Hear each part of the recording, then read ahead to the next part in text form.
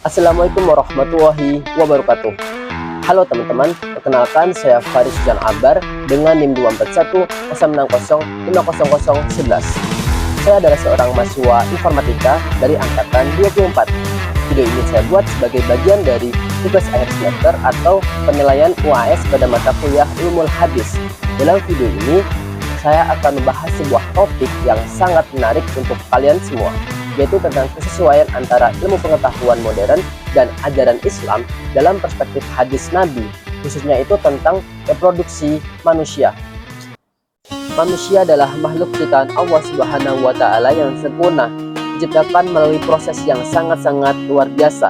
Tapi, tahukah kamu bahwa penjelasan tentang ciptaan manusia itu tidak hanya ditemukan dalam sebuah buku biologi, tetapi juga telah disampaikan oleh baginda Nabi kita, Nabi Muhammad SAW, sejak ribuan tahun yang lalu melalui sebuah hadis.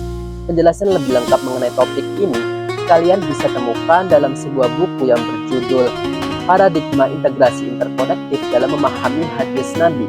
Itu karya dari Bapak Dr. Abdul Mustaqim, Magister Agama, yang tepatnya itu pada bab 4 yang berjudul Reproduksi Manusia dalam Perspektif Hadis.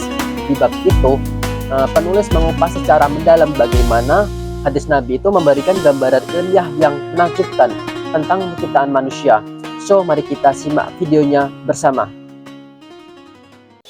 Islam telah mengajarkan konsep reproduksi manusia jauh sebelum ilmu pengetahuan modern itu mengungkapkannya.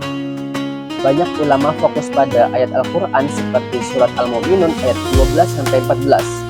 Namun, masih belum banyak yang membahas topik ini dari perspektif hadis Nabi. Padahal, hadis-hadis Nabi itu memberikan gambaran yang detail tentang bagaimana proses manusia itu diciptakan. So, mari kita bahas 3 poin utama. Yang pertama, itu bahan dasar penciptaan manusia. Kedua, itu proses perkembangan janin dalam rahim.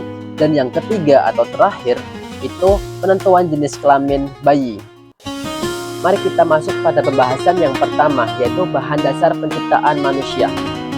Menurut hadis riwayat Ahmad nomor 4206, bahan dasar penciptaan manusia itu adalah mani laki-laki dan perempuan. Mani laki-laki itu berwarna putih, sedangkan perempuan itu berwarna kuning. Mereka keduanya bertemu dan menjadi awal dari kehidupan baru. Meskipun hanya ada satu jenis hadis yang menyebutkan secara lengkap, hadis-hadis lain yang mirip juga memperkuat validitas informasi ini. Ini menunjukkan bahwa ajaran Islam tentang reproduksi manusia sudah ada sejak abad ke-7, sejalan dengan penemuan ilmiah modern. Al-Quran pun menyebut beberapa istilah tentang penciptaan manusia, seperti tanah, air, darah, dan mani. Namun jika kita lihat esensinya, dua elemen utama tetap menjadi dasar penciptaan, yaitu tanah dan air. Baik teman-teman, mari kita lanjut ke pembahasan yang kedua, yaitu proses perkembangan embrio dalam rahim. Dalam sebuah kitab terpercaya, yaitu Al-Kutub At-Tis'ah, terdapat 37 hadis yang menjelaskan tahapan perkembangan embrio dalam rahim. Salah satunya termaktub dalam Sahih Bukhari nomor 2969. Nabi Muhammad SAW menjelaskan bahwa embrio berkembang dalam 3 fase utama. Yang pertama itu adalah alaqah atau segumpal darah, yaitu selama 40 hari pertama. Dan yang kedua itu adalah mudghah atau segumpal daging, yaitu selama 40 hari kedua. Dan yang ketiga, setelah 40 hari ketiga, ruh ditiupkan ke dalam tubuh janin. Meski pada zaman Nabi itu belum ada yang namanya mikroskop atau teknologi medis, penjelasan ini sangat detail dan cocok dengan teori embriologi modern. Misalnya seperti ilmuwan Hedwig pada tahun 1875. Dia menyatakan bahwa janin terbentuk saat sperma dan sel telur itu dipertemukan. Secara ilmu pengetahuan, janin mulai terbentuk saat sperma dan sel telur itu bertemu di saluran telur, dan setelah itu terjadi yang namanya nidasi atau penempelan ke dinding rahim. Setelah itu organ terbentuk sedikit demi sedikit dan akhirnya siap dilahirkan pada sekitar 40 minggu.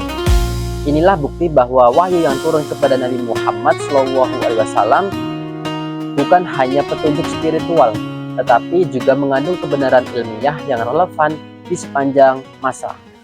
Selanjutnya, kita masuk pada pembahasan yang ketiga, yaitu pembentukan jenis kelamin manusia. Kalian tahu nggak bagaimana cara mengetahui bayi yang lahir nanti itu adalah perempuan atau laki-laki?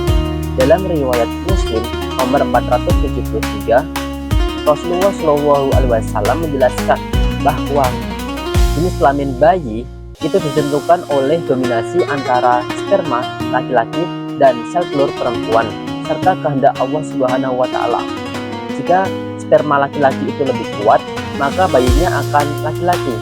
Jika sel telur perempuan itu lebih mendominasi, maka bayinya akan perempuan.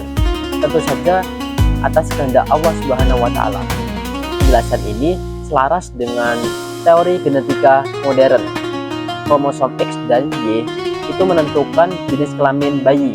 Jika kombinasi kromosomnya itu adalah X dan X, maka bayinya akan perempuan.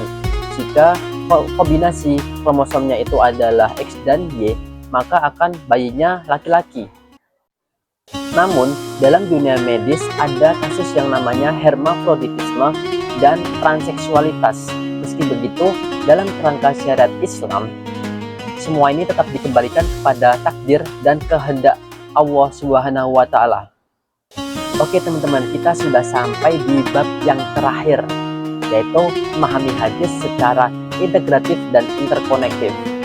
Agar lebih lengkap, kita juga harus memahami hadis tentang reproduksi manusia secara integratif dan interkonektif. Berarti kita tidak hanya mengandalkan satu hadis saja teman-teman, tetapi juga dibandingkan dengan Al-Quran, sains modern, dan kesepakatan para ulama. Misalnya, ada hadis tentang mani laki-laki dan perempuan. Itu tidak bertentangan dengan Al-Quran yang menyebut penciptaan dari tanah dan air. Justru, itu saling melengkapi. Manusia itu diciptakan melalui tanah dan dipertemukan melalui proses reproduksi. Dengan pendekatan ini, kita bisa memahami bahwa ilmu pengetahuan dan ajaran agama tidak bertentangan, tetapi saling mendukung dalam upaya memahami kebesaran Allah Subhanahu wa Ta'ala sebagai Sang Pencipta.